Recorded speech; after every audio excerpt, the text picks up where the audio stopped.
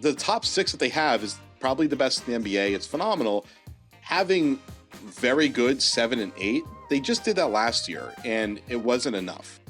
And they've done that in the past. It wasn't enough. It's like at the end of the day, it's really your top half that determines your ceiling. And then I think they just figured Pritchard and Hauser are going to be good enough that they can play, and we're willing to put them in playoff games. So I think what they did this offseason is a no-brainer. I'm also really high on Drew Holiday and think he's got a couple good years left in him before he starts to decline. I thought it was a no-brainer. And when they put Rob in the trade, I was like, it's tough, but the second they got Porzingis, I kept hearing, Rob could be moved if they're able to make a big move, and it made perfect sense. So I think everything we've seen so far in this preseason kind of fits with what we've expected from this team, and there's still a lot of work to get Drew integrated, and Drew's kind of like finding his spots now, but I think probably a couple months into the season, you're going to see Drew really find his footing, and that's when this team can really take off. Celtics Beat is brought to you by FanDuel, the exclusive wagering partner of the CLNS Media Network. What's up, everybody? New edition of Celtics Beat. We actually have games. They're not real games, but preseason games that have started to happen, which is, a nice change of pace compared to the last several months of this show. But what I will say is this show we're on a nice little run here. A nice little, if you're watching the video, a nice little pat on the back here, because this show is just living in a space of not just righteousness, but rightness, just being correct.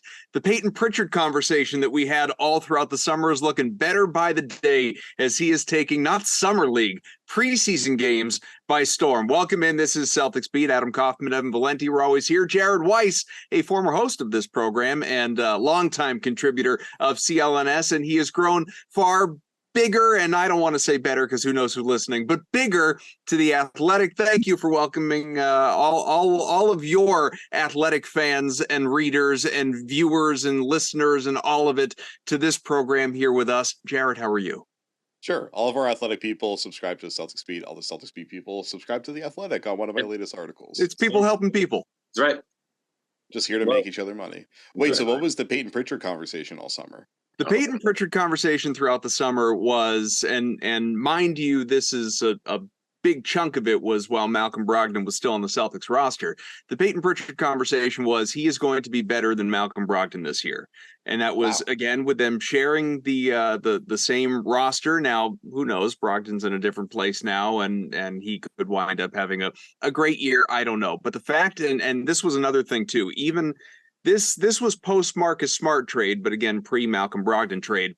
The belief that Payton Pritchard was going to play a consistent 20 to 25 minutes per game. I don't think that was some sort of hot, outlandish take. It was just looking at the guard depth and saying, yeah, Pritchard's going to have a real role. And obviously now he's got the contract extension. He's got the security that he has wanted. Now will he get the playing time and the role that he has been languishing after? And I believe he will. So let's just start with that. What have your impressions here in preseason been of Payton Pritchard? How he's looked, how he's played, how he's felt, based on what he's relayed to all of you in the media? Wait, first impression is that he is definitely not as good as Malcolm Brogdon, and that's the dumbest take I've ever heard in my life. But you probably had worse takes, so I don't want to say it's the dumbest take you've ever had. Wait it out, Jared. You'll see. Payton's been good. He's been good. And I think any take that was pro Payton was going to be good just because it couldn't have gotten worse. He was pissed. He really worked on getting a little bit more explosive during the offseason, which is like a really important thing for him. Because I think a lot of people in Boston, they've watched Payton Pritchard and they've been like, why isn't he getting an opportunity? Why? Like, he's clearly got talent. The thing with him is that he's short and he doesn't have a ton of like push. So he'll try to change direction. He'll try to get up in the air. And he just doesn't get up there the way a guard needs to be able to really thrive in the NBA. And so that's really limited him when he's not able to just step up into a three. Like, he's had trouble not just scoring in the paint, but also passing in the paint. And and also, people see like, the ball handling drills that he was doing before he was in the NBA. They see stuff like that. They're like, he must be an amazing dribbler. It's one thing to be able to control the ball, but you also need to combine that with your footwork and your ability to move, move off of your steps. So like Kemba Walker was a great example. Probably the last guy I could think of in Boston where he was small, but every step he took, he was able to push off and get so much distance every single time. He'd be able to hop around. And that made him super effective. He was able to, like his step backs, he covered like 10 feet of space basically on those step backs. And now we're seeing with Pritchard, he's had a few of those step backs in the preseason and he's starting to come around. Like they did a really good job with, his training staff, with the team, of like really kind of getting more pop in his game, having him play with a little bit more speed. And like, Peyton's aggressive, but he would usually kind of get towards where he needed to go and then he wouldn't find his window. And I think part of being super aggressive is like just going through and forcing that window. And I think we're starting to see that from him. So I would definitely be cautious about expecting more just because it's preseason. And I think every year people forget the gap between preseason defense and regular season defense. Like it's pretty drastic. The example I always bring up is, I don't remember what year, but back when I was a kid and I was still a fan, I remember Justin Reed had like a really huge preseason. He was like a second round pick. I thought he was going to start for the Celtics based on how he was playing. And I think he was out of the NBA by the end of that season. Like it's, there's a rude awakening. But I mean, we know Peyton, we know that he can get a shot off in the regular season. I think the question is, can he run point? Can he hold up defensively? And can he get into the paint and then not have to turn around? Like he just needs to be able to have forward momentum when he has the ball. And I'm optimistic he's going to do it pretty well. I think this talk about him winning Sixth Man of the Year that I've seen a few people bring up, it's a little excessive, especially because the Sixth Man is going to be like either Al Horford, Derek White, or Drew Holiday, maybe, right, based on the night. So like definitely not going to happen. But I think the Celtics paying him $7.5 million and just betting that he could be their backup guard was definitely the right call so far. And to clarify the take, by the way, just so there's no confusion about Sixth Man of the Year or something like that, it was not that Payton Pritchard was going to be better this year than Malcolm Brogdon was last year. It's that I absolutely expect regression out of Brogdon. He's not going to shoot the three as well as he did last year. It was an anomaly of a year in that respect. And there are a lot of things around that honestly, he just didn't do as well as, I think people are led to believe as it relates to winning Sixth Man of the Year. So it's a this year comparison, Pritchard versus Brogdon, just to, for any confusion that any listeners or you, Jared, may have around that, but, flaming hot take. But Ev, clearly, competent take. Yeah, he's clearly he is not. Weiss here is not as in on the Pritchard talk as we are. Well, I think he's doing a really smart thing. It's just called managing expectations. And I think that comes with a certain amount of level-headedness that sometimes you and I can get caught up in from time to time that we don't really experience that. It has been a wonderful couple of games to watch Payton Pritchard really thrive. I kind of agree with Jared. He looks slightly more explosive. He's getting downhill a little bit more. He had a move, and now I'm just blanking on who he kind of sized up in transition, and I forget exactly one of the quarter because it's preseason. I don't, take as copious of notes as I normally do. But there was a point, I believe, in the second half of the Sixers game, the third game of the preseason, where he was kind of at one speed at around 3/4 court, sized up the defender who was approaching him to try and stop the ball, and just blew right by the guy for an easy layup. There's a couple other instances where I think it was against the Knicks where he'd get down low. I think it was against Sims. I don't remember exactly this point where he's down low, brings it back out, but does that little awesome, Tatum does it a lot now. The fake one way, spin back the other way and get an easy layup. I think he seems more comfortable at this moment. I was going back through when I found this video. I think Greeny had it in one of his blogs about. He was having a conversation with somebody about how he hired guys from the European leagues that he needed to come over and work with him, one-on-one to really guard him so he could really put some serious work in, not just getting defended by a chair or just having your basic 5-on-5 pickup that you see a lot of these superstars do. He was trying to have guys really guard him and put him to the ringer, so to speak. So the hard work that Pritchard has put in the off seasons seems like it's paying off. I'm with Jared in look, maybe we get to pump the brakes on but at the same time, I'm not here to tell you to not get excited because, he brings a certain amount of spacing to the floor if he's going to knock down threes from 35 feet. I mean, I'm not expecting it all the time, but he's clearly got a lot of confidence right now pulling up from wherever he wants to pull up from. And if he's a little bit more comfortable driving to the basket, how that could translate to points for other guys. I think Kaufman through the first couple of games, the offense has not been a concern at all. It seems like this team has taken maybe another step forward in their offensive sets. Seems like they're going to be able to run things without Jalen and Jason on the floor again against preseason defenses. And it's exciting because a lot of the things that you get annoyed about with this team are the stagnant offensive possessions they have at the end of games. And again, through 3 preseason games, we haven't seen that. So I think there's the level of optimism that I think collectively people are feeling, I think is warranted. And Pritchard is definitely at the top of the reasons as to why you should feel optimistic. He's been tremendous. I'm shocked that he's been this good in terms of like, wow, he looks a little different. He looks a little more explosive. It looks like he has a better handle on how he needs to attack certain things. It's not about like, he's not going to jump out of the gym. He's not a guy that's going to, come off of certain screens like a Hauser will and become a move. No, this is more of a guy who has the offense in his hands and just looks a little bit more capable of starting things and finishing things. And that's been a real awesome perk to watch for the first 3 games. So, Jared, team wide, let's get off of Pritchard's jock for a second and talk about. I'm not done with Pritchard. Please, more about Pritchard by all means. Yeah. Let's say this is the Payton Pritchard tribute show.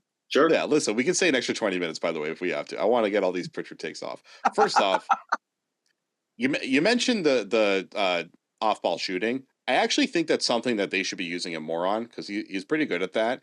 And I think one thing that we're seeing Svi do a lot, who's been pretty solid so far, is he's one of those shooters that he'll do the quick give and go where like he'll pitch ahead to a big and then immediately off of that sprint around that big for the handoff and pull up right off of the handoff coming around that screen. Those quick little 2-man things.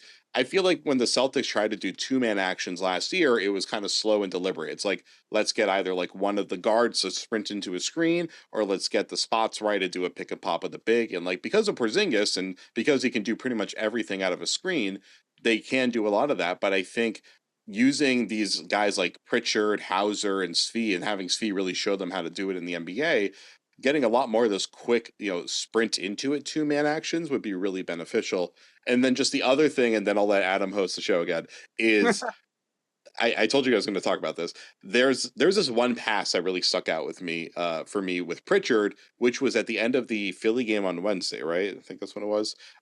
During training camp, the days are all a blur. But so and probably the whole regular season too. Yeah, I think it was late in the fourth quarter, or late in the game at least.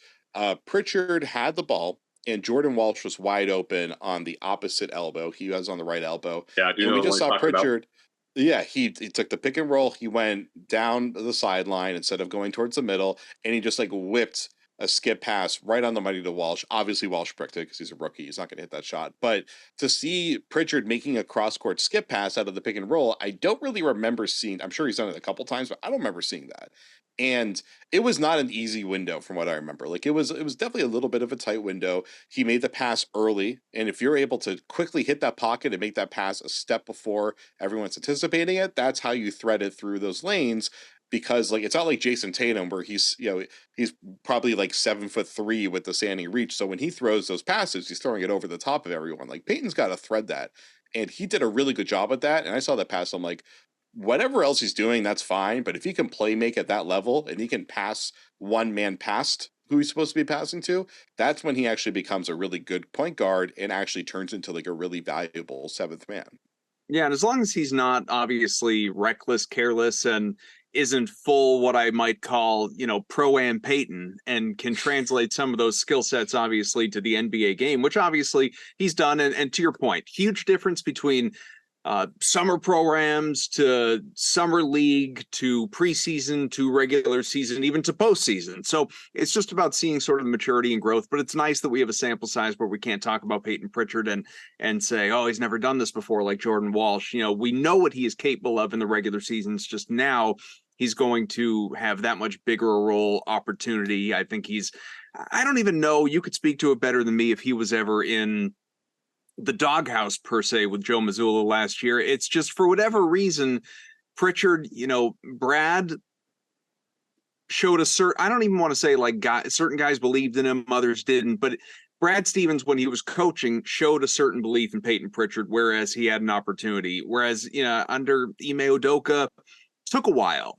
for him to get off the pine. Mazzulla took a while for him to get an opportunity. Maybe it's because first-year head coaches tend to lean on the experienced guys and shorter benches and all of that. I don't know. But Pritchard, he knows, they know what they have in him now, and obviously they have shown that confidence in him with the contract. Where I was starting to go before, and maybe I should open the show with this, because again, we have games now to look back on, whereas this time last week talking to Himmelsbach we didn't. It's one of the big wait and sees from the Porzingis acquisition. Smart gone, Grant gone, and then fast forward, Holiday acquisition and Rob gone and Brogdon gone. Was okay, we have ideas for how this could look, what could potentially happen, and the versatility in the offense and what the abilities are defensively, all of this, but we need to see it in practice. And I know it's not like every player has played every game. Jays are getting some time off. Holiday's not playing huge minutes. Porzingis, anybody. Nobody's playing huge minutes in the preseason. They shouldn't be. But now that we are seeing a segment of what this does look like, what this can look like, what do you think compared to what we've seen all these years in the past? I mean, I don't understand why people are pushing back on the notion that there shouldn't be. It should be a consensus that what they did was the right thing to do. Mm-hmm. Like, I guess maybe 5 years ago, the idea of putting a big three together was all the rage. And now I think teams have backed off of that. I think most teams are realizing you really need a transcendent MVP level player and an all NBA complement. And you need an MJ and Scotty or a Shaq and Kobe pairing. That's probably the easiest way to do it, mostly because of just the realities of the salary cap, which became way more drastic this summer.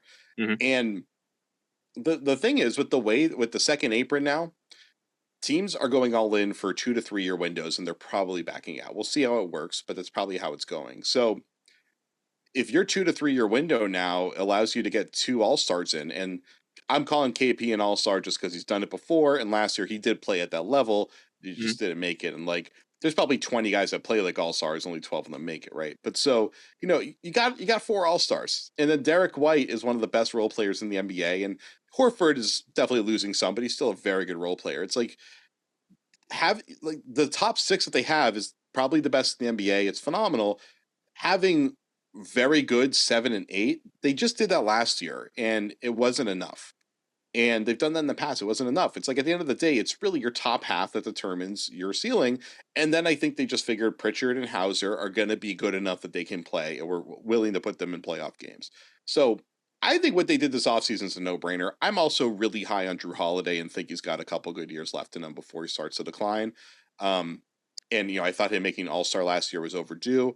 And all the criticisms about his playoff performance, I think they're mostly mitigated by the fact that he's going to be like the 3rd or 4th option in Boston, and he was stepping up to being the 2nd option for these last few years in Milwaukee. So I thought it was a no-brainer. And when they put Rob in the trade, I was like, it's tough, but the second they got Porzingis, I kept hearing, Rob could be moved if they're able to make a big move, and it made perfect sense. And now looking at the way this team's operating, it's like, I'm sure they're going to miss Rob, but once you start to see what Drew can really do, I mean, Drew offensively is very similar to Marcus Smart. He's just a lot better at a lot of the things that Smart tried to be good at, but just wasn't consistent at. And I think Drew's like the perfect point guard to put on this team. You don't need a super ball dominant guy. You don't need a pull-up shooter like a Dame or Curry type. You just need someone who's a good organizer, who's a good 3-level scorer, and knows how to control tempo. And I think he's perfect for that. So I think everything we've seen so far in this preseason kind of fits with what we've expected from this team. And there's still a lot of work to get Drew integrated. And Drew's kind of like finding his spots now. But I think probably a couple months into the season, you're going to see Drew really find his footing. And that's when this team can really take off. Snap into action this NFL season with FanDuel, America's #1 sportsbook. Right now, new customers get $200 in bonus bets guaranteed when you place a $5 bet. That's $200 in bonus bets, win or lose. If you've been thinking about joining FanDuel, there's no better time to get in on the action. The app is so easy to use. There's a wide range of betting options, including spreads, player props, over-unders, and more. So visit FanDuel.com/Boston and kick off the NFL season. FanDuel, official partner of the NFL.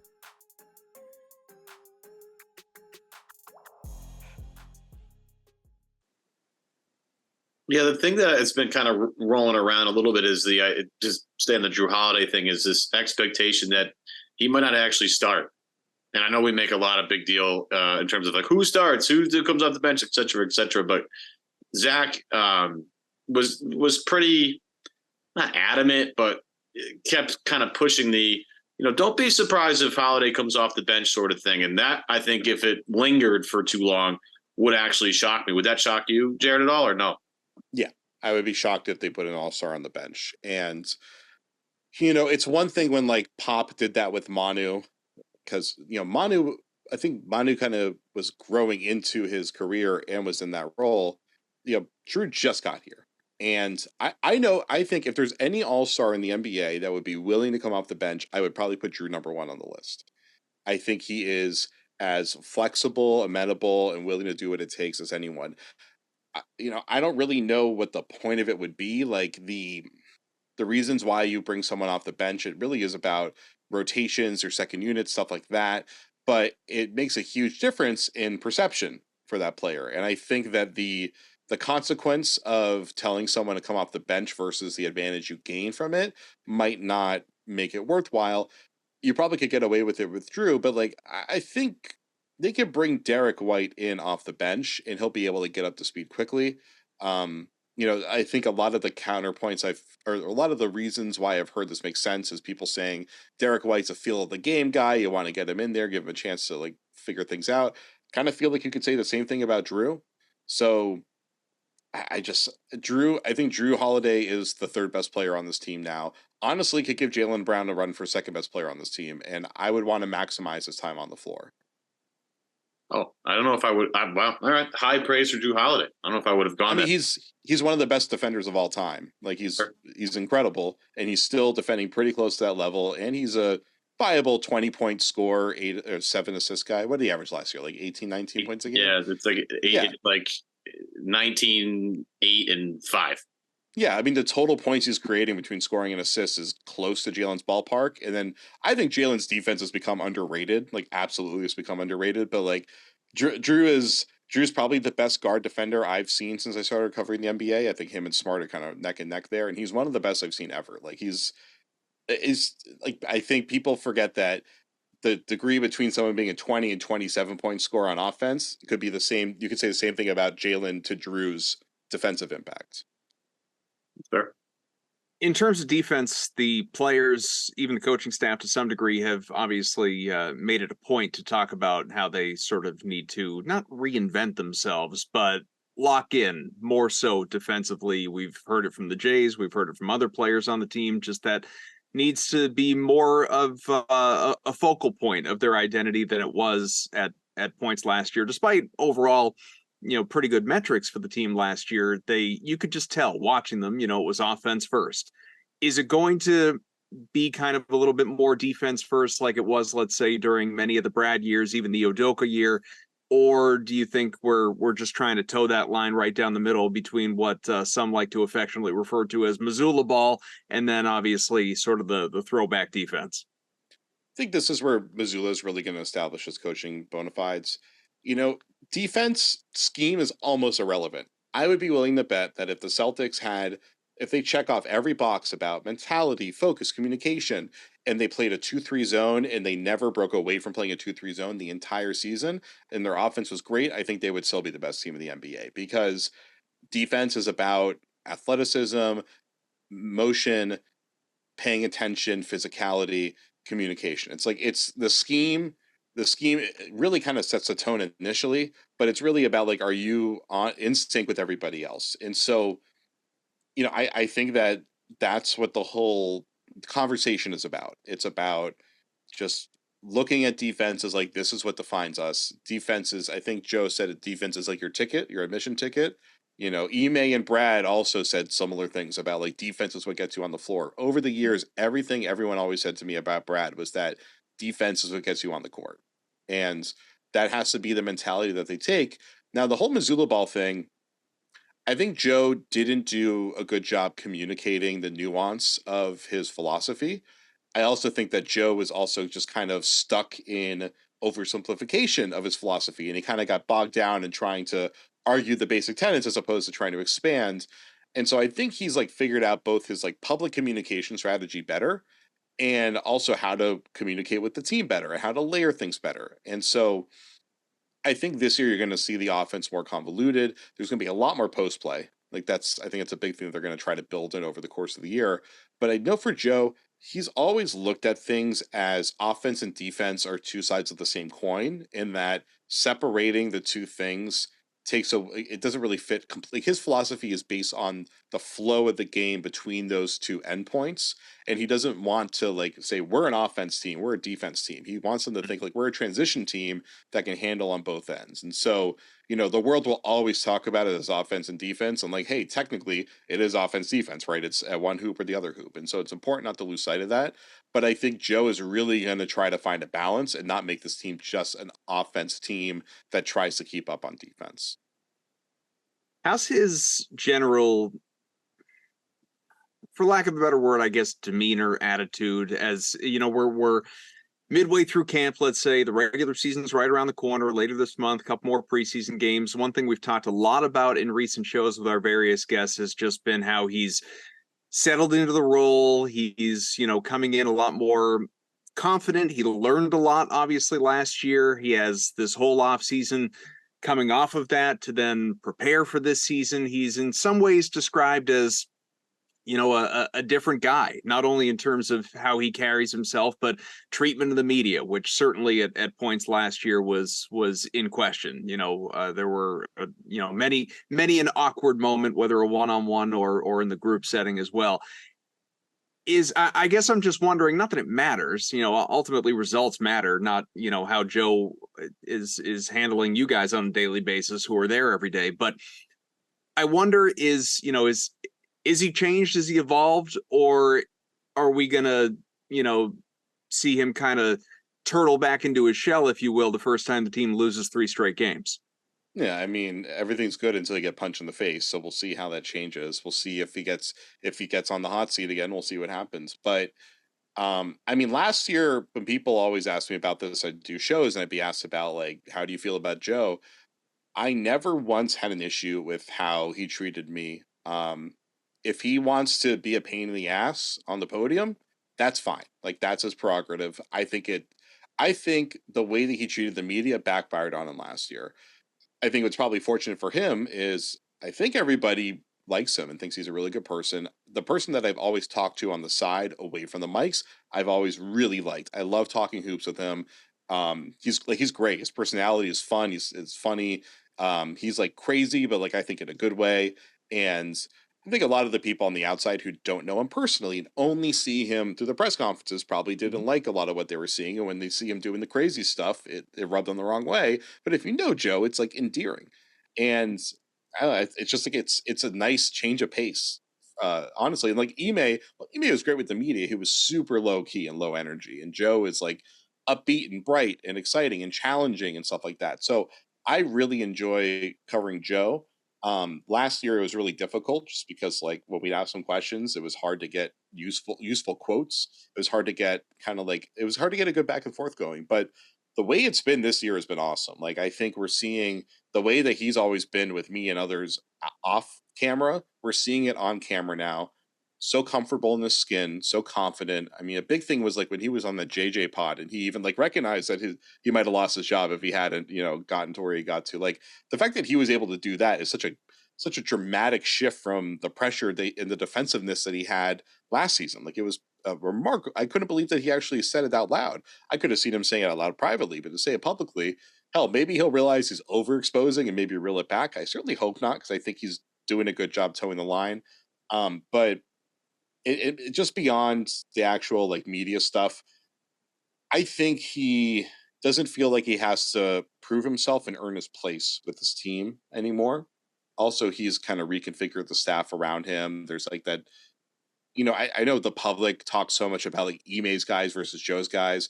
And I think I got some of that perception from some of the people in the organization last year. But when I would talk to people that were supposed to be Ime's guys, they always spoke really highly of Joe. I know they didn't agree with everything that he was doing, but they really respected him as a person. They felt heard, and whatever issue people were projecting onto the situation, I never really got any of that from people on the staff and people around the staff and around the team last year necessarily.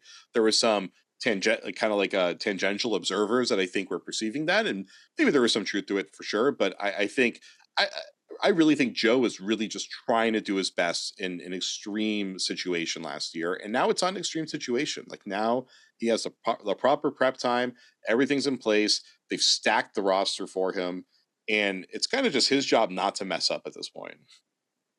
Yeah, I was going to piggyback off that because it seems like to me a lot of people have made a lot of remarks and comments about the depth of this team, and I've obviously mentioned this a few times on this podcast, but I'm worried about the depth.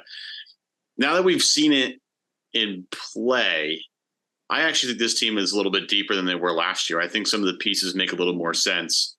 I think Svi's been just really awesome. I remember when I was working for Jeff Goodman, we had a podcast with SVP, and we were just picking his brain about stuff. And he goes, "The best shooter in this class is Svi. He's just really unbelievable. He's in an open gym. He's ridiculous." And I think you're starting to see some of that along with the playmaking and what he can bring to the table.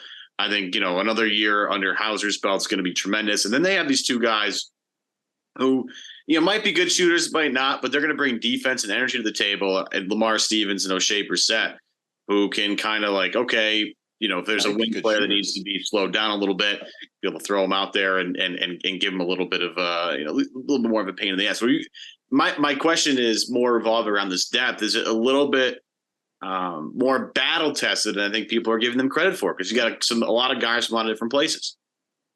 I mean, listen, they got 8 clear rotation guys, as I think Pritchard and Hauser are probably going to be there this year. Mm-hmm. Hauser, I think, has been really good in the preseason. I wrote about it the other night.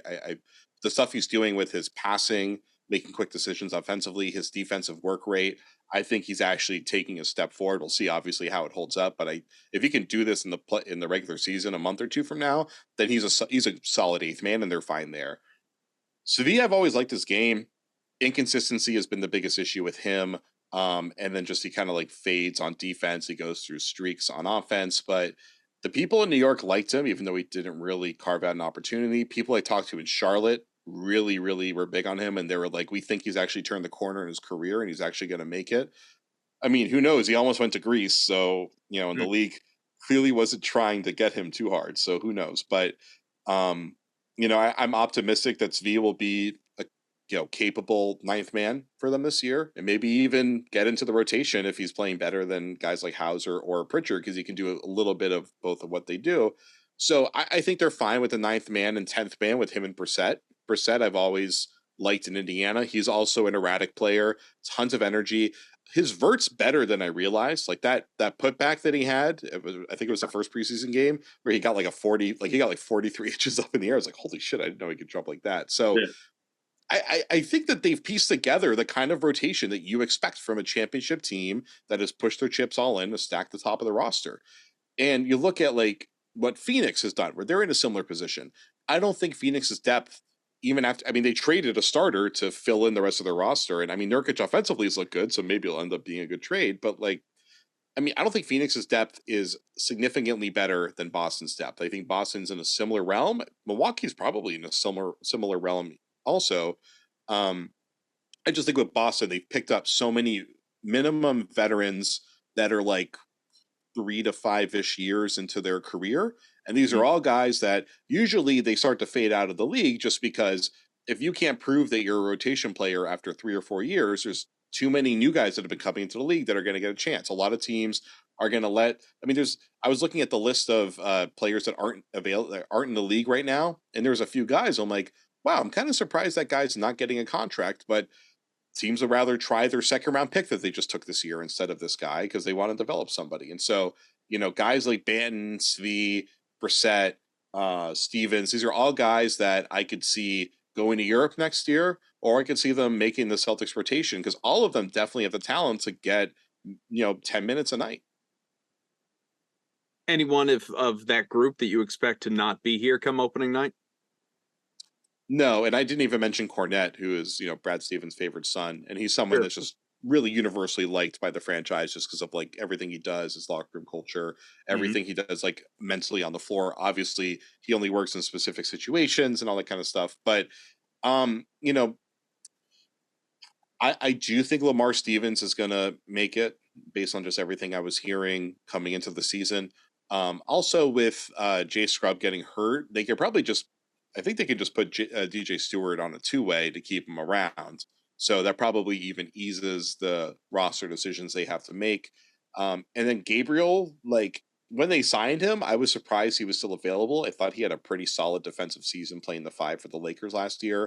Really good energy guy.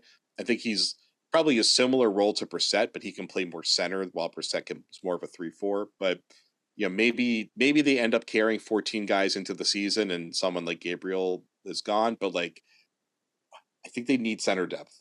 And I think they need someone besides Luke, somebody that can, switch more easily, somebody that can be more physical around the rim.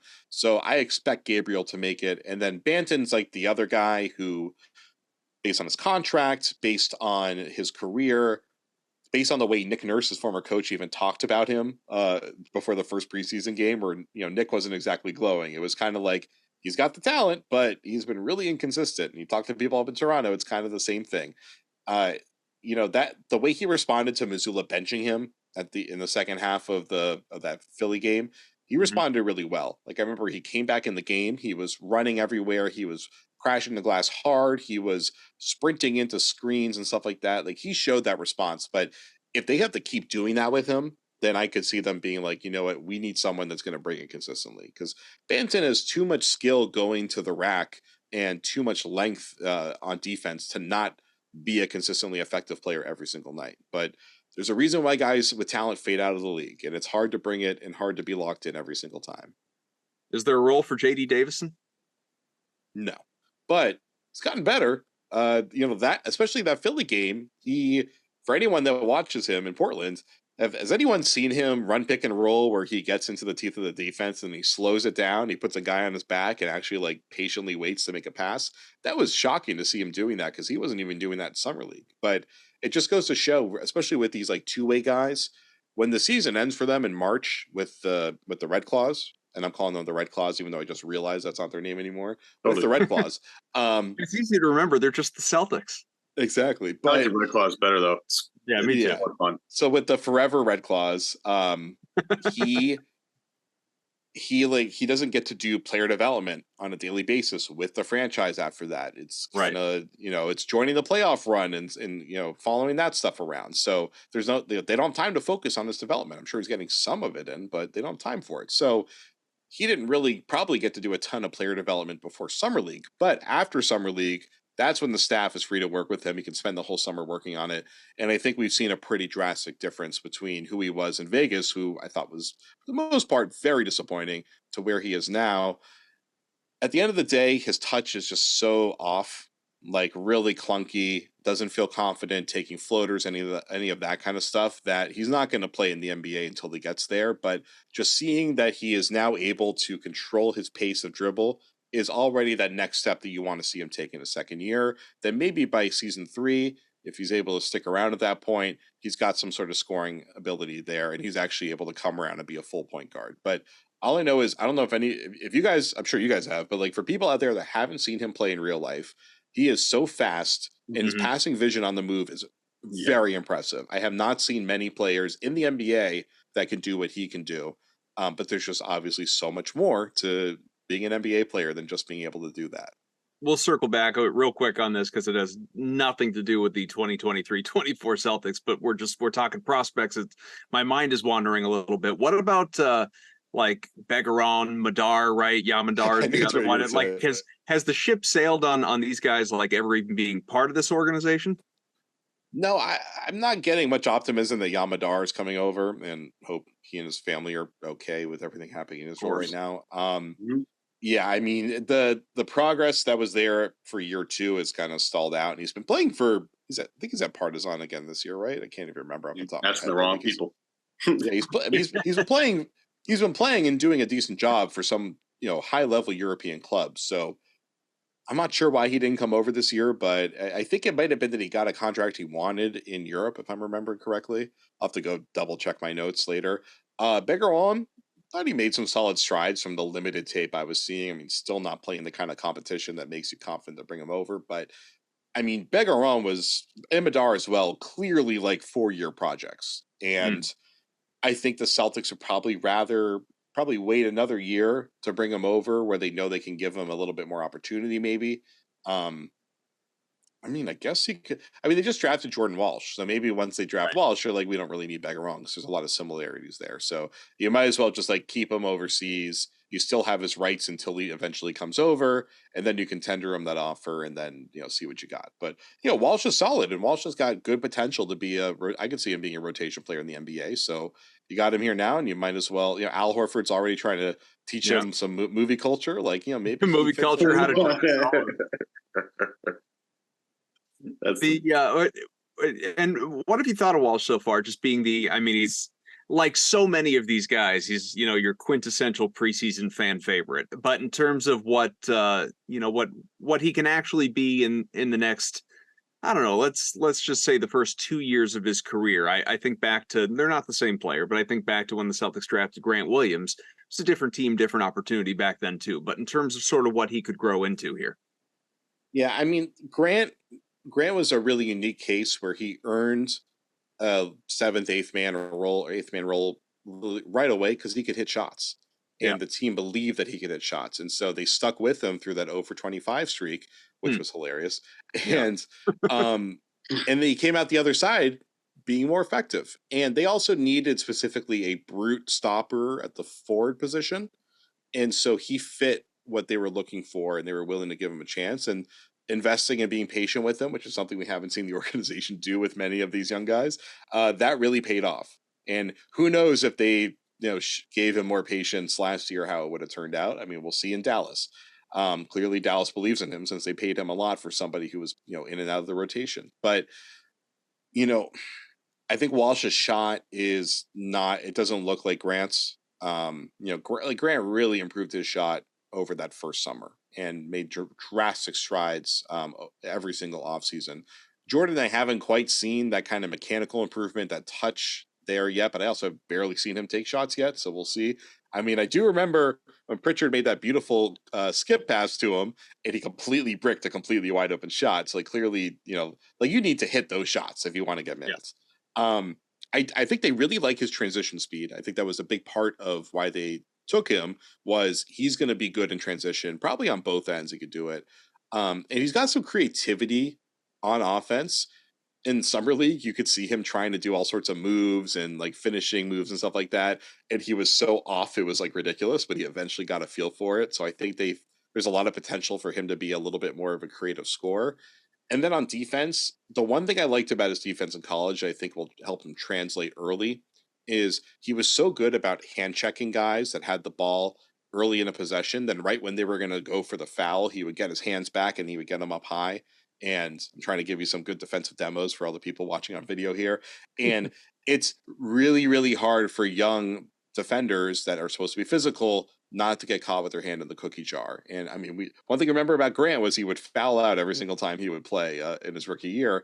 And so I think Walsh being able to hold up defensively, probably be able to switch 2 through 3, maybe 4 competently, and eventually be able to switch on to ones at some point in the future.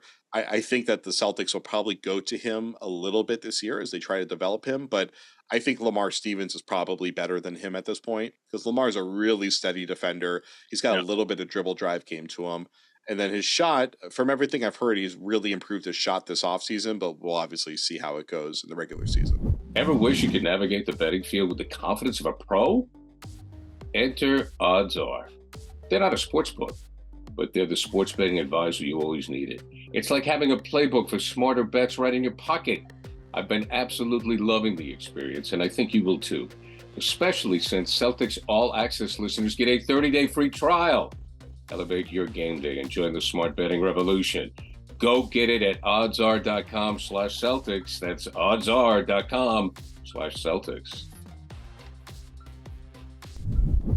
I'm sure some people out there are listening, watching, thinking like, why are you fixating so much on the likes of Jordan Walsh and Spee or Payton Pritchard or Banton or Brissett or Stevens? All the reason is because depth to some degree matters. And I wholeheartedly agree with what Jared said. Like, you got to have the 1 through 6 playoff rotations. If God willing, you're healthy, get shorter in the postseason. Your key guys are your key guys. But over the course of a long regular season, and hopefully it proves irrelevant in the playoffs, but over the course of a long regular season, injuries are going to happen. We know that. They happen to everybody. You're going to have, whether it's load management or just key guys that are out for periods of time, hopefully with nothing too serious. Maybe it's one off here, one off there, but guys are going to miss time. Depth is going to matter. You look at your chief competition in the Eastern Conference in the Milwaukee Bucks, what they look like when Giannis was unavailable, and obviously you take away arguably the best player in the world, it's going to make a difference. But when Giannis was unavailable, Middleton was a shell of himself. You just had Holiday and not a whole hell of a lot around him. And so I think you have to prepare for at least isolated games. What does that look like? Who do you have? Do you have enough? If you look at this team top to bottom, not 1 through 6, top to bottom, I know they're championship favorites or co-favorites, and they should be, but are they, in your mind, the best team in the NBA? They're tied with the Bucks. I can't put one over the other. I mean, for me, like, as far as the roster development, regular season, who cares? I know the NBA is trying to make everyone care about the regular season by not letting them do load management until, of course, everybody starts tearing their ACLs and pretending like the in-season tournament. It was so funny seeing, the Athletic had a report, and I think a few other places did, but you should read the Athletics report. Joe Dumars, who's one of the heads of the NBA now, he talked to, I think, a bunch of reporters in Chicago. I'm not sure exactly how it went down. And the reporting was that he was telling the coaches that we need them to care about the in-season tournament. And I'm like, well, then why would anyone care about the in-season tournament if you're asking them to care about the in-season tournament? The money didn't seem like it was enough. So I don't know what they're going to do to make it matter, but it'll be cool to have something. I'm a soccer fan, so I like the idea of there being a cup. But anyway, the regular season doesn't matter in the end if you're a team like Boston who knows that they're going to make the playoffs. That, like, home court advantage is important, but it's not the most important thing in the world, especially because Miami is going to win the play-in, then they're going to meet them in the conference finals anyway, right? So I think this is really about, do you have a team that can win a game 6 and a game 7? And that's when you're playing 6.5 guys. You're playing your starters 40 minutes. You're playing one guy on the bench 35, and then another guy 10 minutes. That's what it matters. And if your 10-minute guy is Payton Pritchard or Sam Hauser, and then you got 4 all-stars that are all playing really well, getting those 40 minutes, you're probably going to win the championship, or you're going to have a really good shot at it just because the Bucks are also phenomenal. So hopefully Chris Middleton is healthy, and the Bucks will also be a great team. But so I think what Boston's done is a no-brainer. I think they've done a really good job over the last few years of spacing out how they utilize their draft capital and their players to, like, go all in without completely compromising your near future. And we'll see where they're at in 2030 when after they've either hung no banners or they've hung 3 banners. I'd imagine it's going to be one or the other, honestly. But I like what they're doing. I think it's the right move. And I think that they didn't have to respond to the Dame thing by going all in for whatever they could, just because they have to respond. Like, I think their team was good enough that even though I think the Bucks would be the favorites in the East, the Celtics still would have given them a good run for their money. But because it was Drew, and because he was such a perfect fit for them, and because he addresses the how do you replace Marcus Smart? Well, you can replace him with the best version of Marcus Smart in the NBA. I think that was just a no-brainer. And I don't think it's that controversial. Because Rob Williams is hurt all the time. Al is older and can't rely on him. Hurt again. Yeah, God, I really hope that this is turning anything. Of course, he hurt his knee during camp again. And I'm sure when the Celtics saw that, they're like, you know what? I'm glad that we did this, because this shows what the other side of the coin is if we don't take this risk. Yeah. Like, Kristaps is just... Rob is a special and unique defensive player, and also a pretty unique offensive player. They never really tapped into his full potential on offense, and I really hope that they can do that in Portland. But just seeing Porzingis pick and pop from 30 feet, it's ridiculous. Like, they have a legit pick and pop 30-foot threat. And then when teams are hard closing on him, he can blow by that whole defense and he can pull up from 15 feet. There's a lot of stuff he can do, a lot of stuff he can open up with post creation. I just think even if Kristaps himself in a vacuum isn't like a truly elite player, just the dimensions that he can add to this offense at a pretty good level, it's just going to give them so many different things that they can do that in the playoffs, when they become predictable, they can just break out of that predictability. And I think that's the trump card that they have now that they just didn't have before. And I think that lifts their ceiling even more than people realize. Have anything to add? No, I like Denver a lot. I think Denver is still the best team, but I think we're arguing. It's semantics right now. I just think Jokic is the best, and I love him to death. Also, Jokic looks better right now in the preseason. Can't imagine what that looks like. Yeah, I mean, listen, man, Jokic is, who knows? Maybe he'll go down as a top 10 player of all time. He's incredible. He's incredible. I remember his second season being like, wait, what is this guy doing now? And to see the way it's evolved is mind blowing. He's like a dream come true, and he's kind of like the idealized version of my own play style, where I'm just like a slow, trudging all over the place guy that can still like throw all sorts of crazy passes. So to see him normalize that, I really love it. Denver, I mean, Bruce Brown, I think is a big loss. I'm a huge Bruce Brown fan. So that's a huge loss. And who knows what's going to happen with MPJ. I hope he can stay healthy, but I'm always worried about him. I mean, yeah, Denver I still expect them to be the team that comes out of the West. Sorry, Phoenix, they're still the best there. I think the Bucks and Celtics are just a little bit more dynamic, but not by much. I mean, Denver's great, and Denver was going to smack whoever they faced in the finals last year. That's for sure. Well, it's here. Go ahead, F. No, I would totally agree. I'm just a big Denver guy. They're awesome. They're awesome. I also don't know how the Celtics guard Jokic. They're screwed on that one. That's for Julian Strawther had 24 points the other day. I'm like, yep, this is just what's going to happen. He's going to be great, and we're going to move on. It's going to be awesome. Yeah. And that's where they're really going to feel the loss of Grant, because Al's the only guy that can bang with him. I don't think Kristaps is going to handle it. JT can step up as a big a lot of the time this year. We already seen him do some pick and roll coverage, which I think is kind of new. But he can't handle Jokic. Who knows? Maybe they put Drew on Jokic and then just like kind of loose double him the entire time. That honestly might be their option. Or O'Shea Brissett or Lamar Stevens or I guess Wendy Gabriel will get in there. But yeah, that's the Bucks match up great. They have Brook Lopez. They have the Mountain. The Celtics do not match up well against Jokic.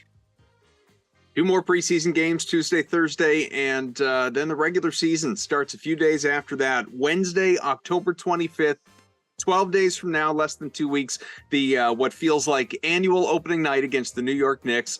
Very excited about that and the season getting underway and having, not just these faux games, but real games that matter to talk about and seeing how this settles in, what rotations look like, minutes, who plays with who starts, who closes. I think we could figure a lot of this stuff out on our own, but just to see it in actual action and practice, very much looking forward to that, and always enjoy having Jared Weiss on from The Athletic with us. We will bug you during the regular season. We always do, but Jared, thanks again for hopping on, bud. Thanks, boys.